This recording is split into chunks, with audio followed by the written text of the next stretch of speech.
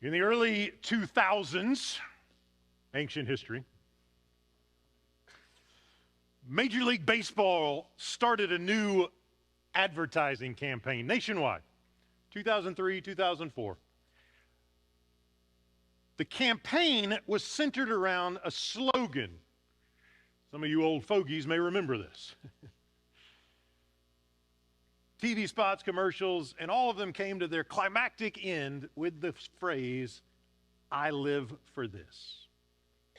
So you might have seen someone like Derek Jeter on television in the commercial spot, talking about that time he hit that grand slam. And maybe you see some footage of him rounding third base and sliding into home on another play just under the tag as it comes through. And he's talking about how much he loves baseball and how awesome it is to be with the Yankees. Sorry if you're a Red Sox fan. And the whole commercial, 30-second spot, wraps up and you see Jeter right there. And he looks right into the camera and says, "I live for this." If you're a Red Sox fan, Roger Clemens got to do one too. That wasn't enough. In 2005, they wanted to ramp the campaign up a little bit more. So they went on a tour of 6 major cities around the United States. And they went looking for the most over-the-top fans they could find. Some of you know what I mean when I talk about over-the-top fans. You may be one. If you are, we don't want to know. Not just the guy who shows up with a jersey and a ball cap, but the people who show up with all the accoutrements, right? You're thinking, is there room on your body for any other aspect of your fanhood to be present? Face paint, ribbons, wigs, colors, jerseys, pants, shoes with baseballs on them, whatever, right? So they go around and they find 6 people, and they make more TV commercials. And maybe you're watching the commercial and somebody's talking about St. Louis and the Cardinals and the traditions and how inspiring it is when all the people are there and everyone's excited. And then the commercial ends. Zoom in on the fan. "I live for this." Got me to thinking. How would we fill in that blank? Not everybody lives for Major League Baseball. Just ask my daughter. How would you fill in the blank? I live for this. What is it? I got curious one day, so I Googled it.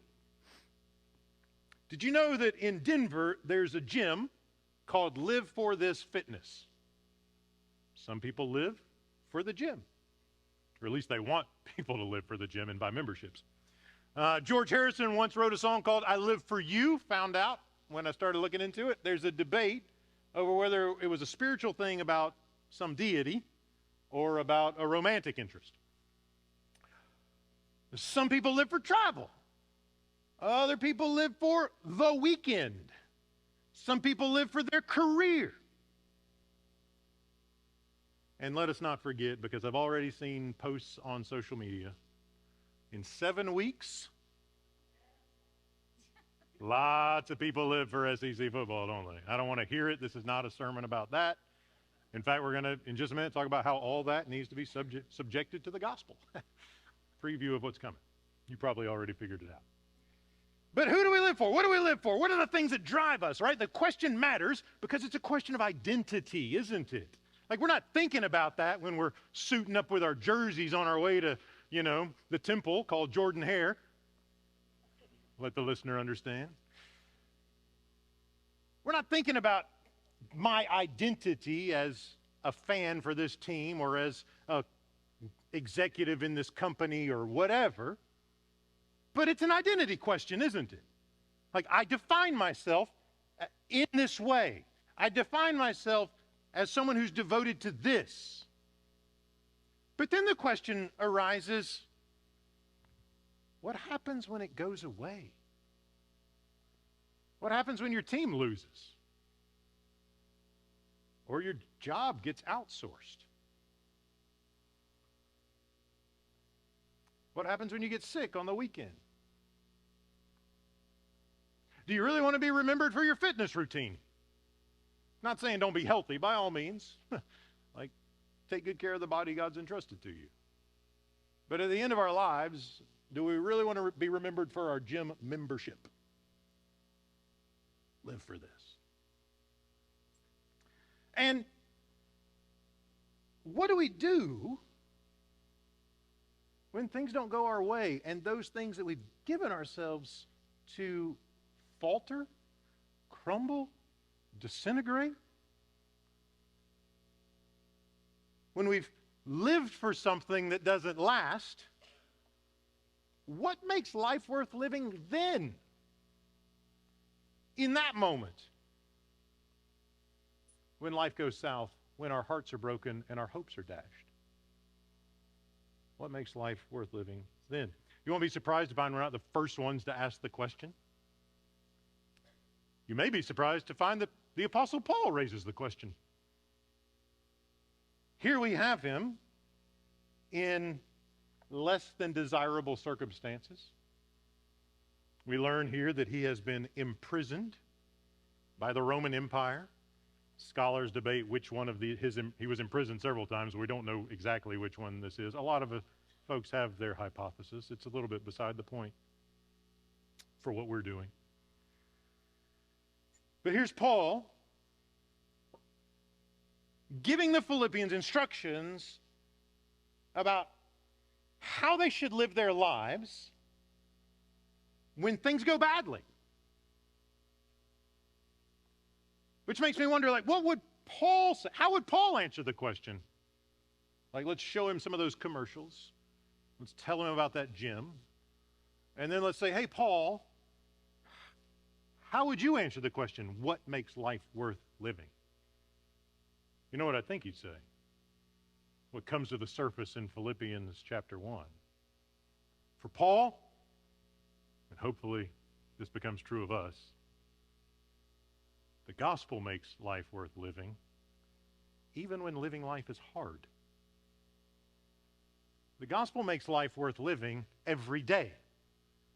It especially makes life worth living when living life is hard. Now, how does Paul begin to set this in front of the Philippians? Chapter 1, verse 12, I want you to know, beloved, what has happened to me has actually helped to spread the gospel. Well, what happened to you, Paul? Glad you asked. It has become known throughout the whole imperial guard and to everyone else that my imprisonment is for Christ. So Paul introduces this event in his life that he's been imprisoned. The Philippians already know this, but if we're just reading the letter for the first time, we don't know it. But now we do, because he's introduced it. And so Paul has been imprisoned. It will be helpful to know some things about imprisonment in the ancient world. It's not quite the same as imprisonment in the 21st century. Well, maybe some places in the world it's similar, but not in the U.S. In the ancient world, if you were imprisoned by the Roman Empire, they did not feel compelled or bound to offer you 3 square meals a day. They didn't feel bound to give you any meals at all, ever. If you were going to get fed while you're imprisoned, you better hope your mama will show up with some bread, or your cousins, or somebody, because the governing authorities got nothing for you. If you're imprisoned in the Roman Empire, you have no right to a speedy trial or guarantee of due process. In fact, in the empire, Roman Empire, they didn't wait till you were convicted to lock you up. They locked you up while they investigated to see if you'd even done something you'd been accused of. So you can read about in Acts where Paul starts doing things and some people get a little upset. What do? There's no investigation. Just throw him in jail, throw him in the prison while we sort this out. There's no presumption of innocence. Honestly, it's probably a presumption of guilt. There's no bed. It's just a hole in the ground or a cage. There's no recreation time. You just rot. And you could be there for years if they ever got around to your case eventually. They might not.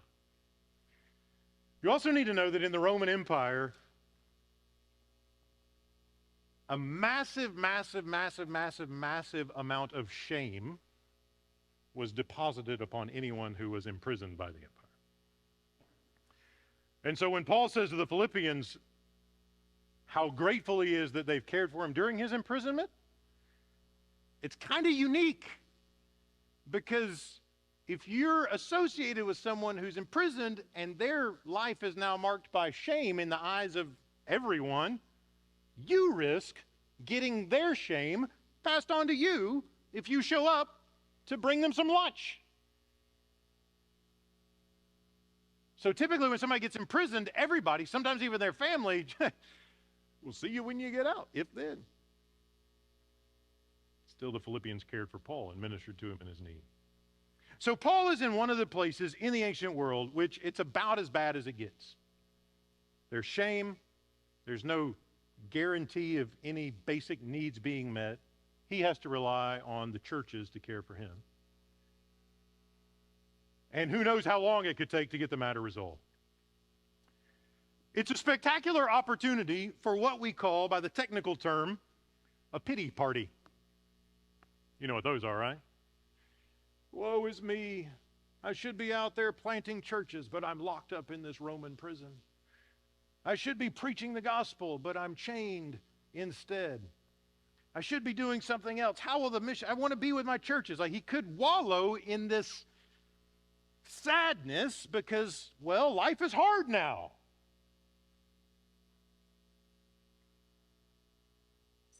He could pity himself. He can make excuses. Well, I can't do my gospel work if I'm locked up in a cell. But that's not what he does, is it? He says counterintuitively, like, this isn't what you would expect to happen. The gospel isn't chained. In fact, word has gotten around to all the guards that Jesus is Lord and God raised him from the dead.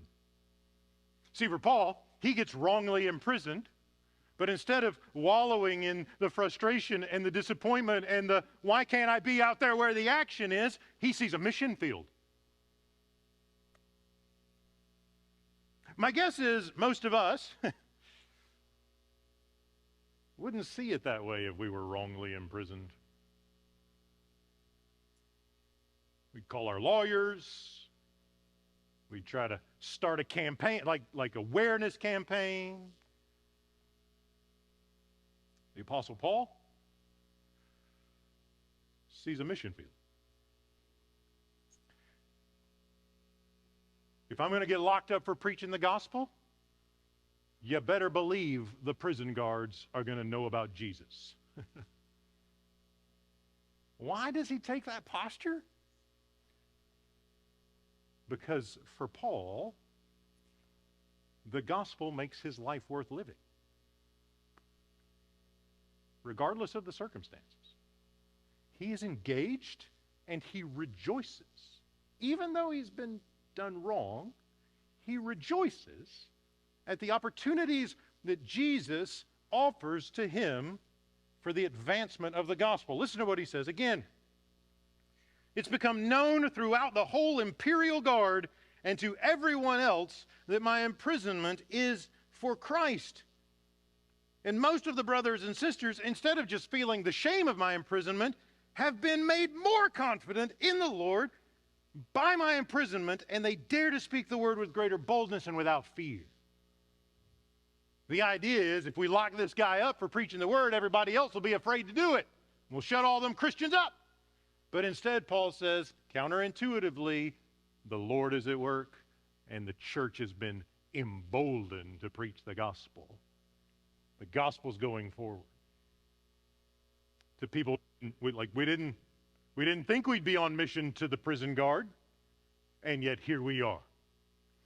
If we had mission to the prison guards on our serve team list that you sign up for, I wonder how many of us would sign up for that.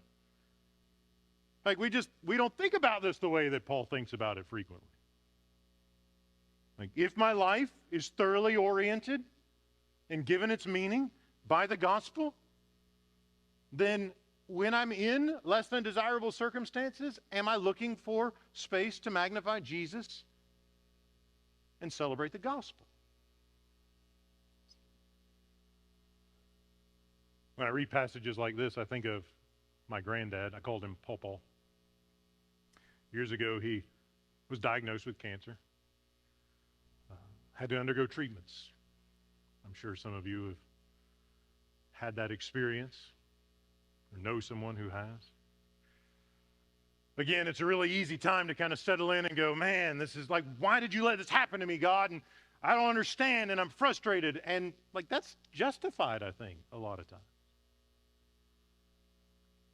The thing that stood out to me about my granddad, my pawpaw, is that when he'd go to the treatment center,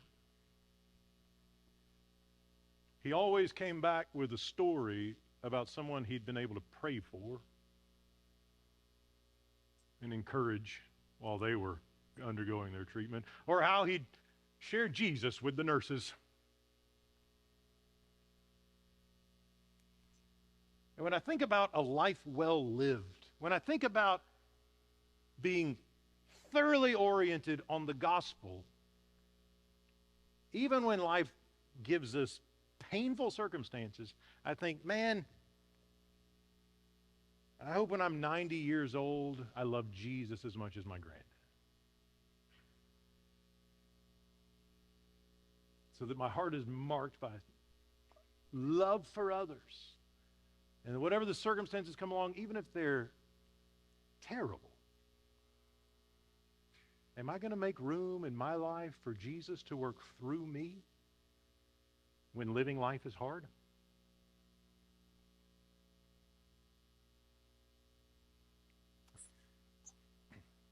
That's not to belittle our suffering, not even remotely. In fact, the reality is the gospel of God showing up in Jesus is the only thing that gives meaning to our suffering. If the world is an accident, like if it just happened, if it's just a chain reaction of physical processes with no sovereign design, then my granddad's cancer has no more significance than the fizz when I open up a Dr. Pepper. It's just what happens. It has no meaning. It's an accident, a chain reaction. People live, people die. Here's your lunch. Have a soft drink. It's not important. It doesn't matter. Scriptures tell a different story, don't they? Scriptures tell a story about a God who made a world, made it out of nothing, made it out of the overflow of his love. Made it beautiful, made it good, and filled it up with human beings, creatures who bear his image, who represent him, and who he charges them, he instructs them, he endows them, commissions them to care for it, to govern it well as his representatives. Have dominion, we're told in the opening chapters of Genesis, over all the things. Care for it. Make it flourish. Instead of making it flourish, his image-bearing creatures disobeyed him and introduced great suffering into the world that God had made beautifully and good. Introduced death and pain and sorrow and grief. And God, instead of crumbling that project up, throwing it in a cosmic trash can and starting over, instead of just vindictively saying, you lousy creatures, why didn't you care for it the way I wanted you to care for it? You terrible people, look what you've done to my beautiful world. Instead of that, at the right time, he took to himself a human body and was born of a woman and walked with us in our sorrow and held us in our grief and laughed with us in our celebrations. Scripture tells a story about a God who doesn't run from our suffering.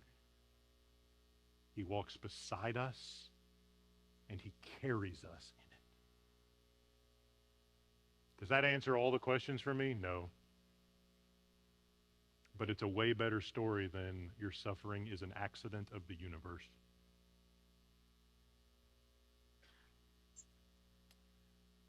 I lost my dad to death when I was 10 years old.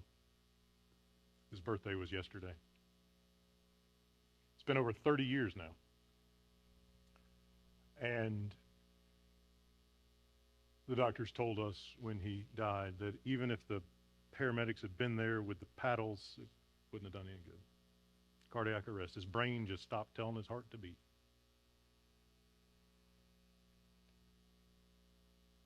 There's a grief there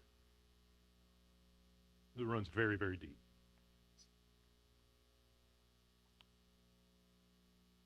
And some of the most meaningful words in Scripture for me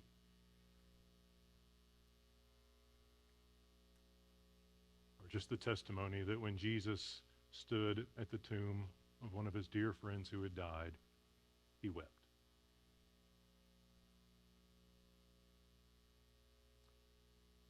My grief isn't an accident of history, not even history, just an accident of the universe. I don't understand it. I don't understand why all bad things happen. But I do know that when my heart is broken, Jesus weeps.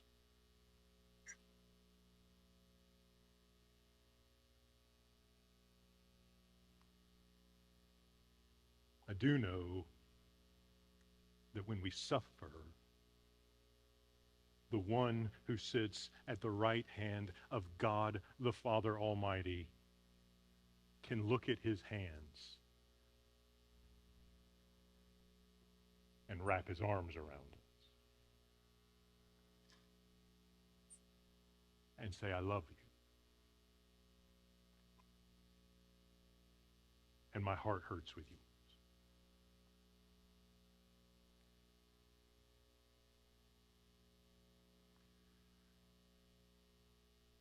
Life is hard. If your life isn't hard yet, give it time. Bad things will happen.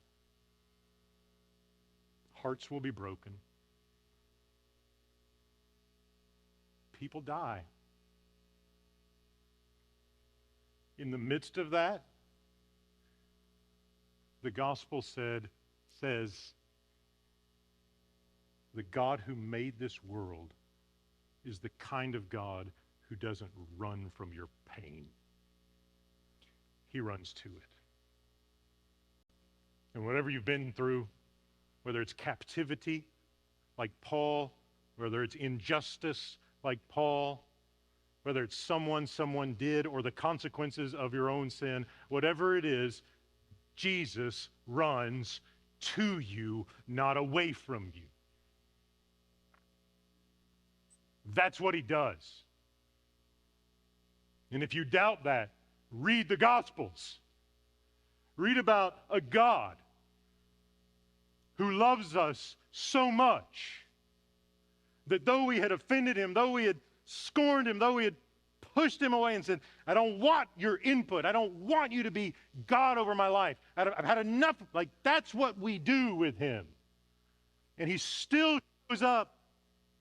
And in Jesus, the offended one is mocked and beaten and stripped naked in public in front of crowds and tortured to death.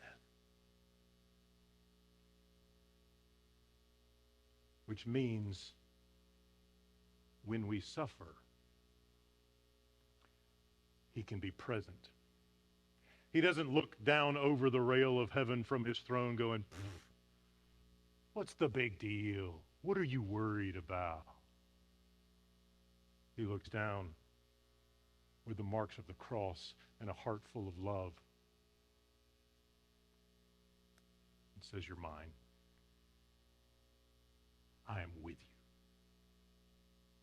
And in this moment of great pain, the gospel says Jesus cares for us. It also says in this moment of great pain, he can offer comfort through you to someone else. Here's the apostle suffering injustice, bound. And his desire, his heart in this moment is overflowing with love for the Philippians. Listen to what he says. I'm going to continue to rejoice because I know, this is verse 19, I know through your prayers and the help of the Spirit of Jesus Christ, this will turn out for my deliverance. Listen, nobody says that in a Roman prison in the ancient world. Like nobody says, would I rather be set free or would I rather go to trial? And, I hope that I honor Jesus. And, I'm pretty sure, not pretty sure, the sovereign God is going to release me from prison. Like, if you're locked up in the Roman Empire, Caesar is the sovereign and he kills you if he wants to. That's how it works. But for Paul understands that King Jesus is sovereign over the empire, over Caesar. Jesus calls the shots. And he has the opportunity to testify to the beauty of the gospel of the Lord Jesus Christ in front of the most powerful people in the world at the time. And he's not going to miss that opportunity. So Paul says, pray for me that I'll be faithful when that moment comes. And because of your love for me, that mutual self-giving love, I'm confident that the Lord is going to bring me to a place where we can be together again. And I can minister to you and care for you. If he doesn't,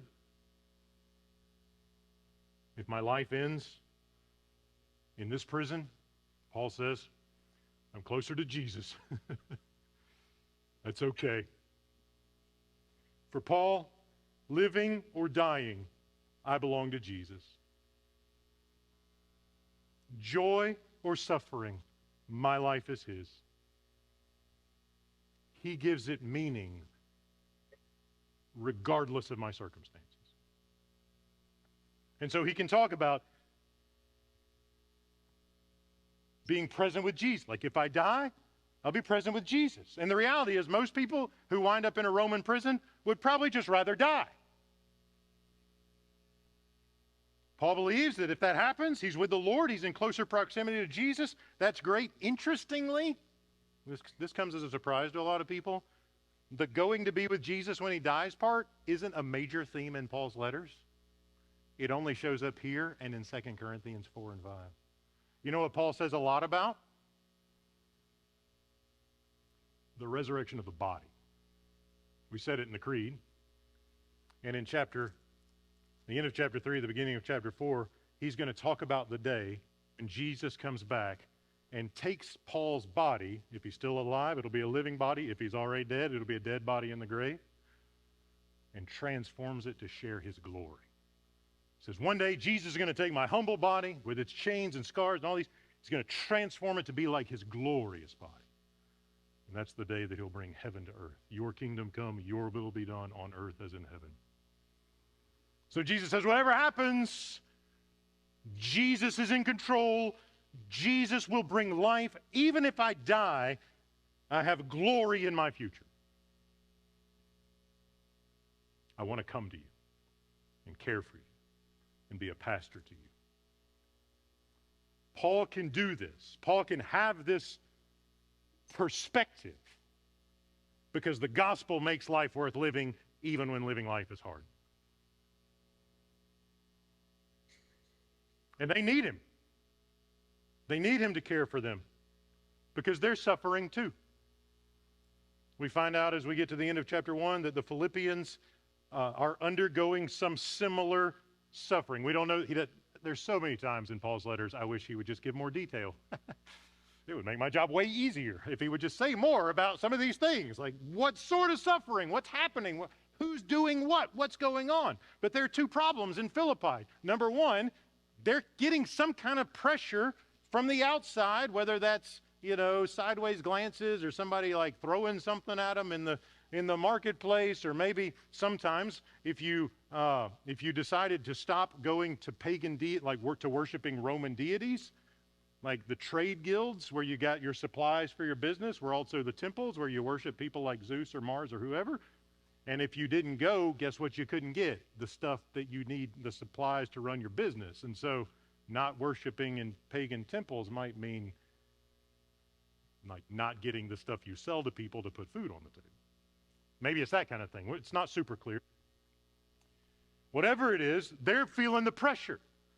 We're going to find out later on in the letter. We get a hint about it here. You notice all that language where Paul says, I want you to be one, I want to strive together in unity. I want you to be one mind, one spirit.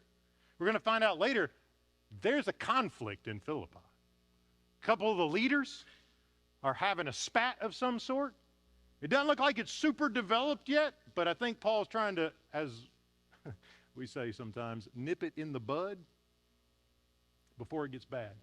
Because if you're getting pressure from the outside and there's conflict in the inside, you can get into a cycle where that just gets worse and worse and worse and worse. Right? If you're getting pressure from the outside and so, like, obviously shouldn't have done that, and it's your fault. They're treating us this way, and it's just getting bad. And you got a recipe for a split church that just disintegrates under the pressure from the outside, the persecution. And so Paul says, look, times are hard, life is hard, but that doesn't mean you back off from Jesus. That means you lean into Jesus. The gospel makes life, even when your life is hard. The gospel makes life worth living when you're being persecuted for Jesus' sake. The gospel makes life worth living when you're in a conflict at church. The gospel makes life worth living no matter the circumstances. And anytime you put yourself where you live for this and it's something other than Jesus and his gospel, you are in a position to be disappointed. Those things will fail you. Your team will lose eventually. And let me just say this. I have met people who, their team loses and, they go into depression for weeks. And I'm thinking, really? Let me talk to you about my former student in India who's a pastor there. And one day he was taking an online class because he's in India, I'm in the U.S. It's a preaching class. Students would preach their sermons, upload them to YouTube, all over the country, all over the world, and give each other feedback, and I would grade their sermons. So this one student, he's a pastor in India, really good student. I go a few weeks without hearing from him. He misses some assignments. He never misses assignments. They're always turned in right on time. 2 weeks go by, I haven't heard from him. So I shoot him an email, hey man, hadn't heard from you. Everything okay? What's going on? Where's your where's your sermon? A few days go by, I finally hear back from him. Professor, I'm so sorry. I didn't get my assignment in on time. You see, a few weeks ago, we heard, this is India, that the persecution in our region, in our village, was on the rise, and so we had to take all the Christians and flee our village overnight in the dark of night. I'm sorry I didn't get my sermon in on time. That was the email. That was the gist of it.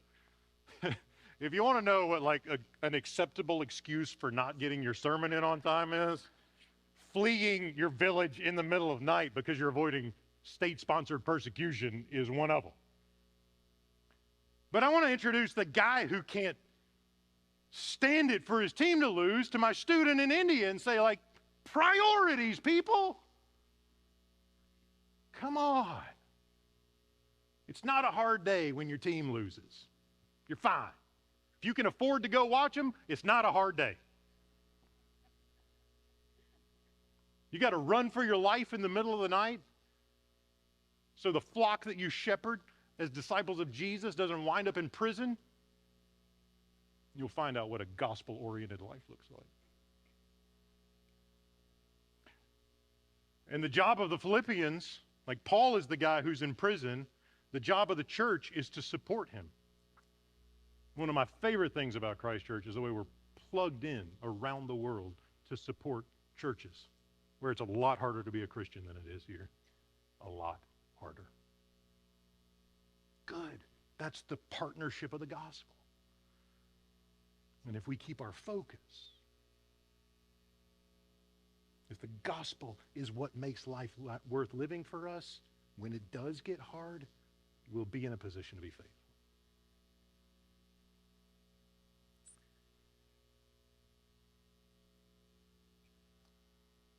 Philippi was inhabited by a large number of retired soldiers. The city was founded under Alexander the Great, 300 some odd years before Jesus was born. It was destroyed at some point, and Caesar Augustus, before he was Caesar, rebuilt it, named it Philippi. He needed something to do with all his soldiers who were taking over the world for him. So he gave them some land around Philippi and a pension. And so you can imagine that in Philippi there was an extra hefty sense of devotion to the empire, what we might call nationalism, that kind of civic allegiance. And so when Paul tells them, live your life in a manner worthy of the gospel. Good times, bad times, when things are going well, or when living life is hard. He actually uses a word that they would have associated with their civic allegiance in Greek. Live as a citizen of the Roman Empire in a worthy manner. That's what the soldiers would have had hammered into them their whole lives. Which means you die for the empire in battle. When Paul writes this letter, he uses that same language, but he doesn't attach it to the empire. He attaches it to the gospel. You live your life as a citizen of the kingdom of God with unswerving allegiance to Jesus and his gospel. And when you do, you'll be faithful in that church conflict. You'll be faithful when living life is hard, when the pressure is on. He works his way through. I'll know that you're standing firm in one spirit, striving side by side with one mind for the faith of the gospel. The way those soldiers, those retired soldiers would have heard that, they would have remembered. Yeah, we remember when we were on the battlefield and the enemy army's archers were shooting arrows at us, because that's how it starts, you know, when you're foot soldiers and you've got a spear, your archers go first. And if you're going to be protected in that, you've got to put your shields up, and they've got to overlap a little bit with the person next to you. Now, here's the thing. When you're getting shot and you've got your shields up, if you want to move, what do you got to do? You got to move the same distance as the next guy and the same direction. No matter how rocky the terrain is, or no matter how much enemy fire you're taking. Because if you break the shield, somebody's going to get hit, they're going to go down, and that hole is just going to get bigger and bigger, and you'll all be dead before you're in a spear's reach. The Roman army, actually I didn't know this, somebody after the first service came up and told me, the Roman soldiers were better at this than anybody and could move over uneven rocky ground without ever letting a hole in the big shield. Paul says, the seriousness with which you take that, you come to the gospel. One mind, one spirit, lockstep. You commit to each other as Jesus has brought you into a covenant with himself and with one another. The thing that drives that, the thing that's central to that, you know what it is. It's the gospel. And if the Lord who is proclaimed through the gospel has your allegiance, your life will be worthy of it. Your life will commend the gospel. So we're back where we started, aren't we? What makes my life worth living?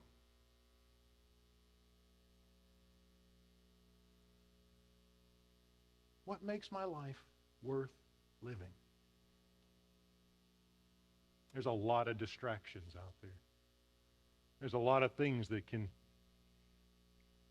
take the place of Jesus when we answer that question. Christian discipleship, following Jesus, means vigilance, such that the answer to that question is always Christ and his gospel. And if it is, you will always find that your life is worth living. Always, always, always, always, even when it's hard.